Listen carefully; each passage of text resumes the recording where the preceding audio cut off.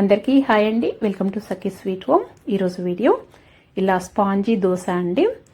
పప్పులేమీ అవసరం లేకుండా బియ్యము పచ్చి కొబ్బరి ఉంటే చాలు ఇలా స్పాంజీ దోశ చేసేయండి. ఎలాంటి baking soda, baking powder, Hino అలాంటివి ఏమీ లేకుండా ఒక రెండు వస్తువులతోటి మంచిగా ఇలా స్పాంజీ దోశ చేసుకోవచ్చు. ఇక్కడ నేను ఒక గిన్నెలోకి ఒక కప్పు లావు రైస్ తీసుకున్నానండి. తీసుకొని ఒక 2-3 సార్లు మంచిగా కడుక్కోవాలి. ఇలా కడుక్కున్న తర్వాత లావు రైసే తీసుకోండి, అలాగైతే బాగొస్తాయి. ఇలా కడుక్కున్న తర్వాత నీళ్లు వేసుకొని నేనైతే ఒక 6 గంటల వరకు నానబెట్టానండి. ఇది నేను పొద్దున లేవగానే నానబెట్టాను బియ్యము. ఇది మధ్యాహ్నం అలా ఇలా చూడండి ఒక 6 గంటలు నానినాయి. ఇలా నానిన తర్వాత మధ్యాహ్నం మిక్సీ పట్టి పెట్టాను. చూడండి ఇలా ఒక 6 గంటలు నానితే సరిపోతుంది, 5-6 గంటలు. ఇలా నానిన బియ్యాన్ని మిక్సీ జార్ తీసుకొని మిక్సీ జార్లోకి వేసుకోవాలి. ఇలా వేసుకున్న తర్వాత ఒక అరకప్పు పచ్చి కొబ్బరి అండి, నేను పైన బ్రౌన్ పార్ట్ తీసేసాను. పచ్చి కొబ్బరి వేసుకోవాలి, అరకప్పు సరిపోతుంది. వేసుకున్న తర్వాత ఒక 1 టీ స్పూను ఉప్పు ఇప్పుడే వేస్తున్నానండి. ఉప్పు ఇలా వేసుకొని ఇలా మిక్సీ పట్టుకొని ఫర్మెంటేషన్ పెట్టడం వల్ల తొందరగా పులుస్తుంది. ఇలా మిక్సీ పట్టుకోవాలి. ముందుగా పచ్చి కొబ్బరి అలాగే బియ్యము ముందుగా మిక్సీ పట్టుకోవాలి. ఇవి రెండు మిక్సీ పట్టుకోవటానికి కొద్దిగా టైం తీసుకుంటాయి కాబట్టి ఇవి రెండింటి ముందుగా మిక్సీ పట్టుకొని ఒక అరకప్పు ఉడికించిన అన్నం వేసుకోవాలండి. అరకప్పు వేసుకుంటే సరిపోతుంది. తర్వాత కొద్దిగా నీళ్లు వేసుకొని మంచిగా ఇలా పేస్ట్ లాగా మంచిగా మిక్సీ పట్టుకోవాలి. కొద్దిగా కూడా బరకగా ఉండకూడదు. ఇలా మిక్సీ పట్టుకుంటే చాలా బాగొస్తాయి. నేను ఇది మధ్యాహ్నం చేసి పెట్టానండి. ఇలా మిక్సీ పట్టుకున్న దాన్ని ఒక గిన్నెలోకి వేసుకోవాలి. ఇలా వేసుకున్న తర్వాత నేనైతే కొద్దిగా నీళ్లు మిక్సీ జార్ కడిగి వేసానండి. కొద్దిగానే వేసుకోండి, బ్యాటర్ లూజ్ అవుతే సరిగా రాదు. ఇలా వేసుకున్న తర్వాత మంచి కలుపుకోవాలి. కలుపుకొని మూత పెట్టేసి ఇది నేను నైట్ టిఫిన్కి చేశానండి. నేను మధ్యాహ్నం మిక్సీ పట్టి పెట్టాను కదా, నేనైతే మళ్ళీ ఒక 5-6 గంటలు ఇలా పులియబెట్టాను, ఫర్మెంటేషన్కి పెట్టాను. మీరు ఓవర్ నైట్ పెడితే ఇంకా బాగుంటుందండి, మంచిగా పులుస్తుంది. చూడండి నేను సాయంత్రం 7-7:30 కల్లా తీసానండి. నాకు ఇది బ్యాటర్ లూజ్గా ఉంది కాబట్టి మీకు అంతగా కనిపిస్తలేదు, కానీ చక్కగా ఫర్మెంటేషన్ అయిందండి. చాలా బాగా పులిసింది. ఇది ఓవర్ నైట్ అయితే ఇంకా బాగా తెలుస్తుంది. అలాగే పిండి కూడా గట్టిగా ఉంటే కొద్దిగా ఇలా లూజ్గా కాకుండా గట్టిగా ఉంటే ఇంకా బాగా వస్తుంది. ఇప్పుడు అంతవరకు పొయ్యి పైన పెనం వేడి చేసుకొని ఇలా ఒక 2 గరిటెలు వేసుకొని ఇది పెనం అనేది బాగా వేడైన తర్వాతనే ఈ బ్యాటర్ వేయాలండి. అలాగైతే తొందరగా ఇలాగా బబుల్స్ లాగా ఇలా రంధ్రాల లాగా వచ్చి మంచిగా స్పాంజీగా వస్తుంది. పెనం వేడి కాకుండా కానీ ఈ దోశ పిండి వేసామనుకోండి సరిగా రాదు. మంచిగా వేడైన తర్వాతనే ఈ పిండిని వేసి మంచిగా కాల్చుకోవాలి. వేసిన తర్వాత ఇలా మంచిగా వచ్చిన తర్వాత లో ఫ్లేమ్లో పెట్టి కాల్చుకోవాలి. అలాగైతే మంచిగా ఉడుకుతుంది. మీరు కావాలంటే పైన మూత అయినా ఇలా పెట్టేసేయచ్చండి, మంచిగా ఉడుకుతుంది. చూడండి మంచిగా స్పాంజీగా ఇలా చాలా బాగా వచ్చింది కదా. నేను నానబెట్టింది కూడా పిండి ఒక 5-6 గంటలే నానబెట్టానండి. ఫర్మెంటేషన్కి పెట్టాను, పులియబెట్టాను. ఇంకెక్కువసేపు అయితే ఇంకా బాగుంటుంది. ఇలా వేసుకొని మంచి కాల్చిన తర్వాత ఇలా తీసి సర్వ్ చేసేసుకోవటమేనండి. ఖచ్చితంగా ట్రై చేయండి, చాలా బాగుంది. మైసూరు బోండా మైదా వాడకుండా గోధుమ పిండితోనే ఇలా మైసూర్ బోండా చేసి చూపిస్తున్నానండి. ఈ విధంగా ఈ టిప్స్ ఫాలో అవుతూ ఈ కొలతలతో చేయండి. మీరు మొదటిసారి చేస్తున్నా కానీ వంట రాని వాళ్ళు కూడా ఈ విధంగా చేశారంటే ఎప్పుడు బయట తినరు, ఇంట్లోనే గోధుమ పిండితోనే ఎప్పుడు ఇలాగే చేసుకొని తింటారు. చూడండి పైన క్రిస్పీగా లోపల చాలా స్పాంజీగా చాలా బాగా వస్తుంది. ఖచ్చితంగా ఈ విధంగా ట్రై చేయండి. ముందుగా ఇక్కడ నేను ఒక గిన్నెలోకి ఒక కప్పు పెరుగు తీసుకున్నాను, లేదా 4 టేబుల్ స్పూన్ల పెరుగు తీసుకోండి. ఒక కప్పు పెరుగు తీసుకోండి, చాలా బాగుంటుంది.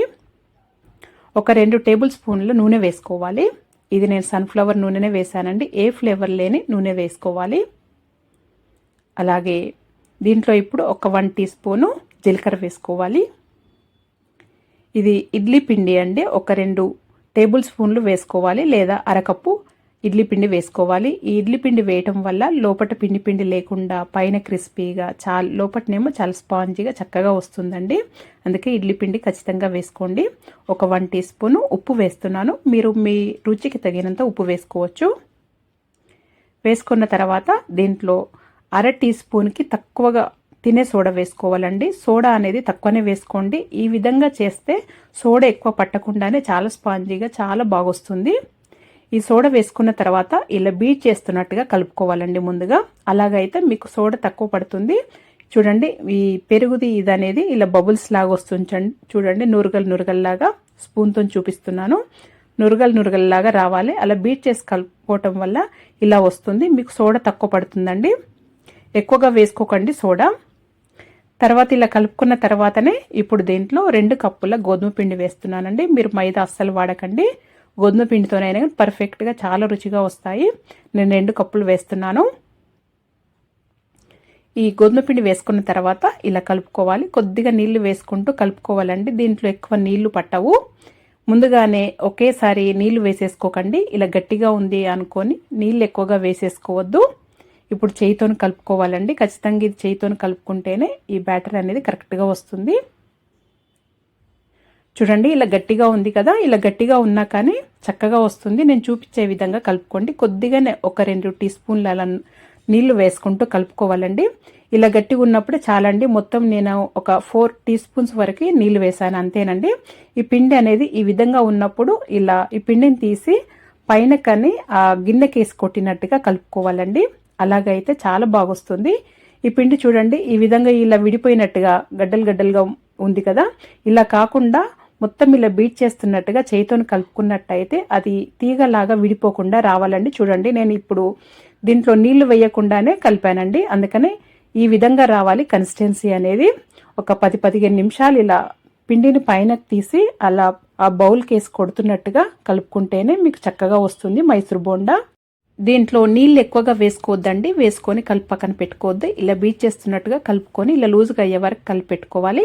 ఇక్కడ నేను 1 ఉల్లిపాయ, అలాగే కొత్తిమీర, కొద్ది కరివేపాకు ఇలా చిన్న కట్ చేసి పెట్టుకున్నాను. ఇవన్నింటిని వేసుకుంటున్నాను. మీరు కావాలంటే పచ్చిమిర్చి, అల్లం ముక్కలు అలాగైనా కానీ వేసుకోవచ్చండి, మీ ఇష్టము. ఇవి వేసుకోకున్నా పర్లేదు, అలాగే వేసుకోవచ్చు. ఇవి కొద్దిగా వేసుకుంటే రుచి ఇంకా బాగుంటుందని వేస్తున్నాను. నేను పచ్చిమిర్చి వేయట్లేదండి, పిల్లలు తినరని.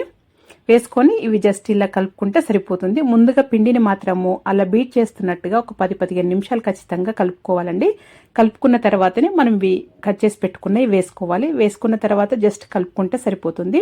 చూడండి ఈ విధంగా రావాలి కన్సిస్టెన్సీ అనేది. ఇలా వేళ్లతో అయినా వేసుకోవచ్చు, లేదా నేను చూపిస్తున్న విధంగా అయినా వేసుకోవచ్చు అండి. అంతవరకు పొయ్యి పైన నూనె బాగా వేడి చేసుకున్న తర్వాత లో ఫ్లేమ్లో పెట్టుకొని ఇవి వేసుకోవాలి. ముందుగా ఇలాగా జస్ట్ వేళ్లతోనే ఇలా వేసాను చూడండి. ఎలా వేసినా కానీ మీకు రౌండ్గా వస్తుంది పిండి. అలా కలుపుకుంటే ఎక్కువ సోడా అవసరం లేకుండా ఆ విధంగా కలుపుకోండి. బాగా బీట్ చేస్తున్నట్టు కలుపుకుంటేనే ఎప్పుడైనా కానీ మైసూర్ బోండా అనేది చక్కగా వస్తాయండి. పైన క్రిస్పీగా, లోపట్ట పిండి లేకుండా స్పాంజీగా చాలా బాగొస్తుంది. ఈ విధంగా వేసుకుంటే రౌండ్గా చక్కగా వస్తాయండి. ఈ విధంగా అయినా వేసుకోవచ్చు. ఈ విధంగా రాకపోతే జస్ట్ మామూలుగా పునుగులు అలా వేస్తాం కదండి, ఆ విధంగా వేసినా కానీ రౌండ్గానే వస్తాయండి. చూడండి ఇలా వేసిన తర్వాత మీడియం ఫ్లేమ్లో కాల్చుకోండి. అలాగైతే లోపల పిండి లేకుండా పైన తొందరగా కలర్ రాకుండా మంచిగా ఫ్రై అవుతాయి. మీడియం ఫ్లేమ్లో కాల్చుకోవాలి. చూడండి పైన మంచిగా క్రిస్పీగా మంచి కలర్ వచ్చే వరకు ఫ్రై చేసుకోవాలి. ఇలా ఫ్రై చేసుకున్న తర్వాత తీసి సర్వ్ చేసేసుకోవటమేనండి. ఈ కొలతలతో ఈ టిప్స్ ఫాలో అవుతూ చేయండి. చూడండి పైన చాలా క్రిస్పీగా ఉంది, లోపటనేమో చాలా స్పాంజీగా చాలా బాగుంది. అస్సలు పిండిగా ఉండదండి ఈ విధంగా కలుపుకుంటే. ఈ పిండి ఎప్పుడు కానీ మైసూర్ బోండాకి మైదా వాడినా కానీ గోధుమ వాడినా కానీ అది కలుపుకోవటంలోనే ఉంటుందండి. ఎక్కువ సోడా వేసుకొని కలుపుకోవద్దు ఎప్పుడు కానీ. పిండి బాగా బీట్ చేస్తున్నట్టు కలుపుకుంటేనే చక్కగా వస్తాయి. ఖచ్చితంగా ఈ విధంగా ట్రై చేయండి. నీరు దోశ ఈ విధంగా చేయండి, చాలా మెత్తగా చాలా బాగా వస్తుంది. పచ్చి కొబ్బరి ఉన్నప్పుడు ఈ విధంగా ట్రై చేశారంటే ముందుగానే పిండిలేమి మనం ఇడ్లీ పిండి, దోశ పిండి అలా ప్రిపేర్ చేసుకున్నప్పుడు ఈ విధంగా చేసుకున్నామంటే సరిపోతుంది.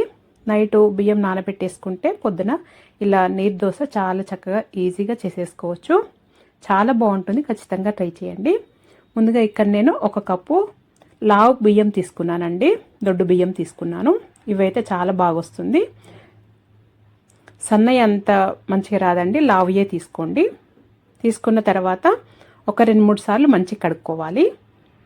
ఇలా కడుక్కున్న తర్వాత బియ్యాన్ని దీంట్లో నీళ్లు ఎక్కువగా వేసుకొని ఈ బియ్యం మునిగే వరకు ఎక్కువగా వేసుకోవాలండి. వేసుకొని మూత పెట్టేసి ఒక 5-6 గంటలైనా ఖచ్చితంగా నాననియాలి, లేదా నైట్ అంతా నాననిస్తే మంచిదండి.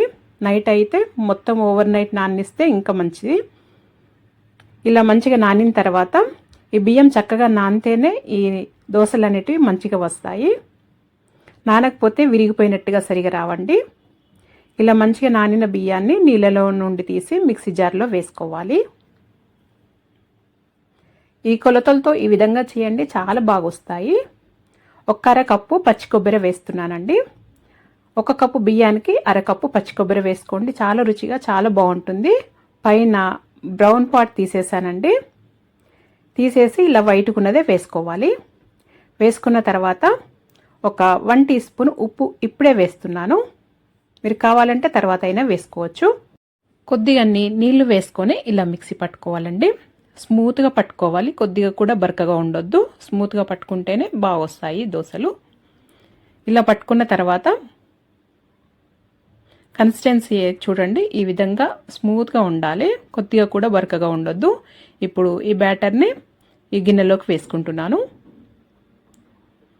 ఇలా వేసుకున్న తర్వాత దీంట్లో నీళ్లు వేసుకోవాలండి. ఈ కన్సిస్టెన్సీ నీళ్ళు అనేది, ఈ దోశ బ్యాటర్ అనేది పల్చగా ఉండాలి. మనము బియ్యపు అట్లు ఎలా చేస్తామో ఆ విధంగా ఉండాలి. ఇలా పల్చగా ఉంటేనే చక్కగా వస్తాయి వేసుకోవటానికి. అలాగైతేనే సన్నగా మంచిగా వస్తాయి.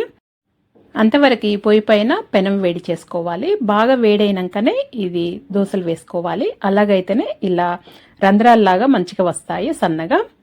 నేను ఇలా సైడ్స్కి క్లోజ్ లేని దానిపైన, ఫ్లాట్గా ఉన్న దానిపైన వేస్తున్నానండి. అందుకే ఇలా షేప్ కరెక్ట్గా రాకపోవచ్చు సైడ్స్కి. ఇలా తొందరగానే కాలిపోతుందండి ఒక సైడ్. ఇంకొక సైడ్ కొద్దిగా కాలిన తర్వాత డైరెక్ట్ తీసేసుకోవచ్చు, లేదా ఇలా ఇంకొక వైపు కొద్దిగా కాల్చుకుంటే సరిపోతుంది. అన్ని దోశలు ఇలాగే వేసుకోవాలి. మంచిగా వేడైన తర్వాతనే, ఈ పెనం అనేది మంచిగా వేడైన తర్వాతనే ఇలా దోశలు వేసుకోవాలి. పల్చగా వేసుకోవాలి, లావుగా వేస్తే సరిగా ఉండదు, బాగుండయి. ఇలా పల్చగా వేస్తేనే చక్కగా వస్తాయండి, పెనంకి ఏం అంటుకోవు. అన్ని దోశలు ఇలా వేసుకున్న తర్వాత తీసి సర్వ్ చేసేసుకోవటమే. ఇది చల్లగా అయినా కానీ వేడిగా అయినా కానీ చాలా బాగుంటాయి. దీంతో నేను రెడ్ చట్నీతోని సర్వ్ చేస్తున్నాను. చూడండి ఎంత సాఫ్ట్గా, ఎంత మెత్తగా, ఎంత బాగున్నాయో. ఈ విధంగా చెయ్యండి. పచ్చి కొబ్బరి ఉన్నప్పుడు చాలా రుచిగా కూడా ఉంటాయి. అప్పటికప్పుడు ఈజీగా చేసేయచ్చు కదా. ఈ విధంగా మీరు కూడా ఒకసారి ట్రై చేసి మీకు ఎలా వచ్చిందో నాకు తెలియచేయండి. మీకు కనుక ఈ వీడియో నచ్చినట్టయితే లైక్ చేయండి, షేర్ చేయండి, సబ్స్క్రైబ్ చేసుకోండి. Thank you for watching.